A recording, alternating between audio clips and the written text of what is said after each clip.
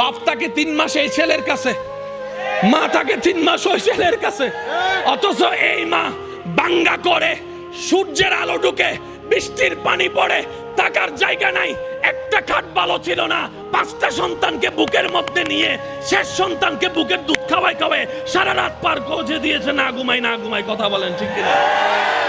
একজন মা 6টা সন্তান রাখতে পারছে, 6টা ছেলে, একটা মা রাখতে পারে না, একটা মা রাখতে পারে না। এর চেয়ে বড় অবাক আমরা কি হতে পারি?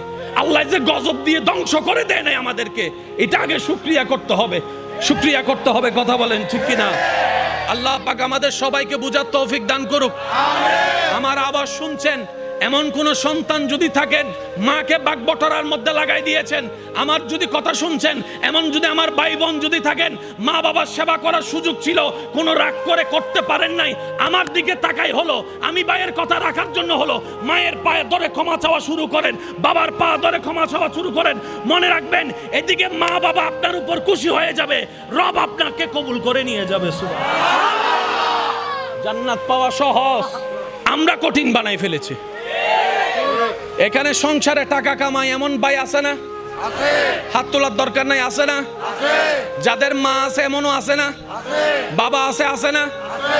আমার একটা আবদার মনে রাখবেন, আপনার মা বাবা যদি আপনার টাকা দিয়ে ওনাদের পেট চলে, যেটা আমাদের সমাজে বলে আর কি, আপনি চালান, আপনি খাওয়ান, এমন যদি হয়, এই কথা কখনো চিন্তায় আনবেন না আমি আমার মারে খাওয়াই, এই কথা চিন্তায় আনবেন না আমি আমার বাবাকে খাওয়াই, বরং ওনাদের উসিলায় আল্লাহ আপনাকে কামানোর তৌফিক দান করেছে।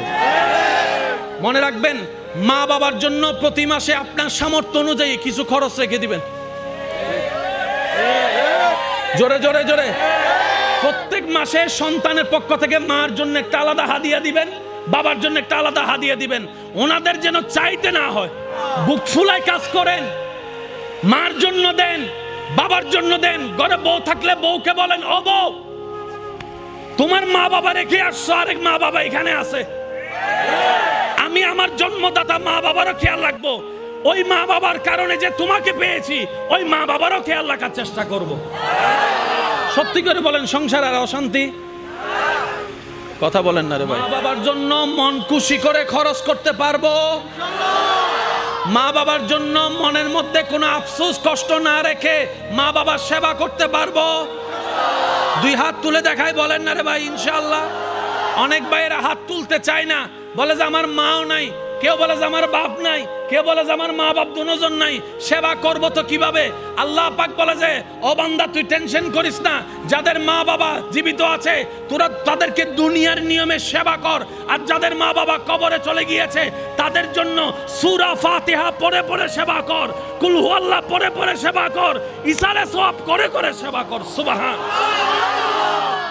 সেবা করার সুযোগ আছে? জোরে বলেন আছে? এবার মা বাবার মন খুলে সেবা কে কে করতে রাজি আছেন? 2 হাত তুলে দেখায় বলেন। নারে তাকবীর, আল্লাহু আকবার, নারে সালাত, ইয়া রাসূলুল্লাহ, নারে কাসিয়া, ইয়া রাসূলুল্লাহ, ঈদে মিলাদুন নবী। উচ্চ আওয়াজে একবার বলেন মারহাবা। এবার হাত নামান। মায়ের সেবা করা মানে বউকে মারা।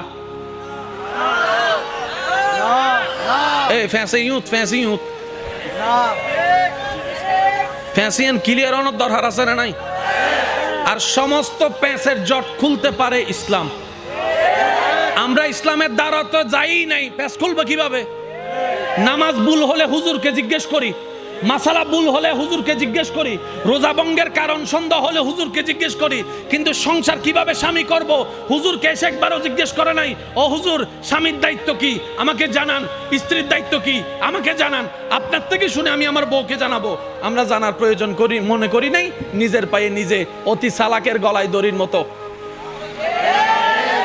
কথা বলেন ঠিক কিনা? মা সেবা করা মানে বউকে গালি দেওয়া। আওয়াজ শুনি নাই। মা সেবা করা মানে বউয়ের খরচ না দেওয়া।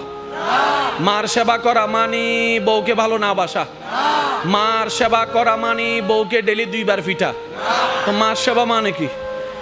মা সেবা করবেন সন্তান হিসেবে, বউয়ের দায়িত্ব পালন করবেন স্বামী হিসেবে।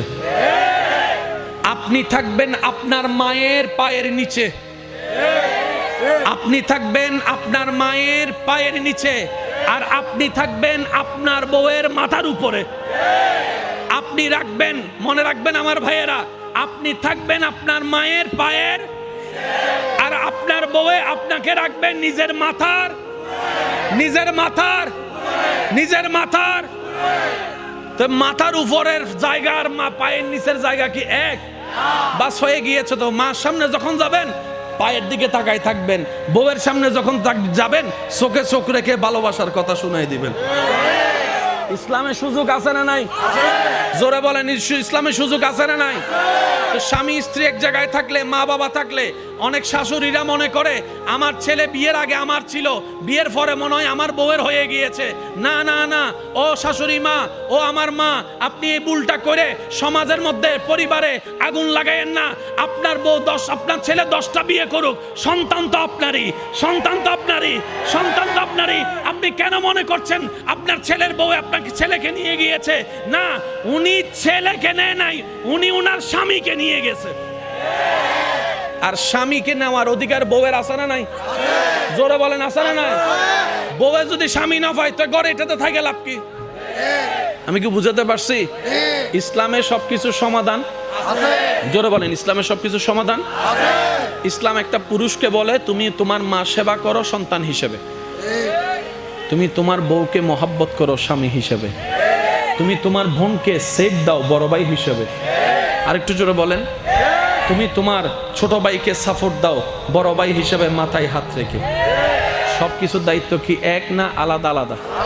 আল্লাহ পাক আমাদের সবাইকে ইসলাম মেনে আমল করার তৌফিক দান করুন। রাসূলে পাক সাল্লাল্লাহু আলাইহি ওয়াসাল্লাম বলে, বান্দা যতক্ষণ তার রবের খুশির জন্য অন্য বান্দার উপকার করতে থাকে, ওই বান্দার রব ওই বান্দার উপকার করতেই থাকে, করতেই থাকে, করতেই থাকে। সুবহানাল্লাহ। যে রবের খুশির জন্য রবের বান্দাকে খাওয়ায়, ওই বান্দার রব ওই বান্দাকে খাওয়ার ব্যবস্থা করে দেয়, রিজিকের